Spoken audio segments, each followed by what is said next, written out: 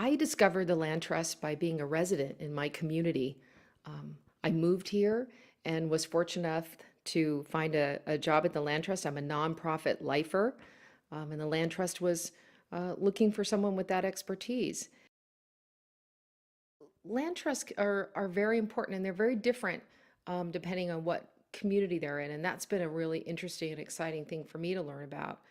Just acquiring land, which is what the Mojave Desert Land Trust does throughout the entire Mojave Desert in California. They can have agricultural land that they're conserving. They can be helping a ranching community. It really depends on the character of that community and what they've been using land for. Land trusts work often behind the scenes in communities, but have a real place and real depth. They're able to share with the community what their land is about, the features of land, how you take care of the land, and how does the land relate to air and water and habitat. Our work is critical for the sustainability of a national park, for helping it manage its lands wisely. The Mojave Desert Land Trust has grant funds to buy something called an inholding, which is remnants of private land within national parks.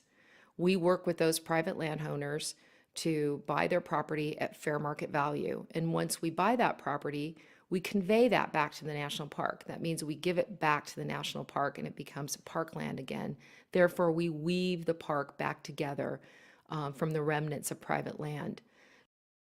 So we play an important role in tourism because we're always looking at those lands. We also often buy land contiguous to the park or next to the park to provide those buffers, those open space for tourists and residents to enjoy the national park.